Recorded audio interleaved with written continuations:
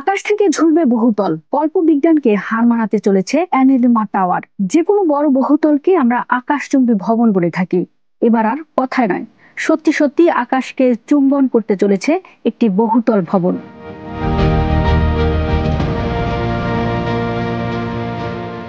পৃথিবীকে প্রদক্ষিণকারী একটি গ্রহাণু থেকে তার দিয়ে বাঁধা অবস্থায় ঝুলে থাকবে ভবনটি। সম্প্রতি এমনই অবিশ্বাস্য এক বাড়ির পরিকল্পনা প্রকাশ করা হয়েছে।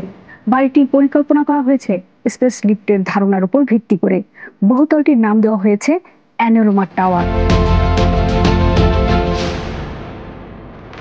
তৈরি হওয়ার পর এটি হবে বিশ্বের সবচেয়ে উঁচু ভবন।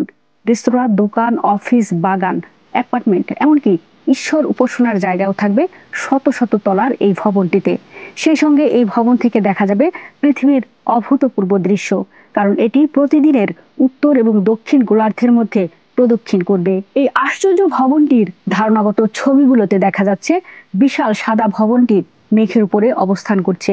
ভবনটি হাজার হাজার মিটার উঁচুতে বাতাসে ভাসছে।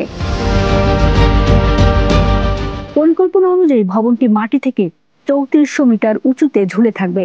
শুধুমাত্র ড্রোনের মাধ্যমে যাওয়া যাবে ভবনটিতে। এই দুঃসাহসিক পরিকল্পনা করেছে আর্কিটেকচার ফার্ম ক্লাউডস এও।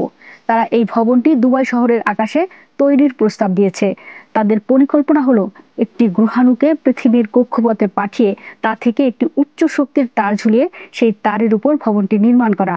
ক্লাউডস এর পক্ষ থেকে বলা হয়েছে, গ্রহাণুগুলোকে ম্যানিপুলেট করা আর কল্পবিজ্ঞানের কাহিনী নয়,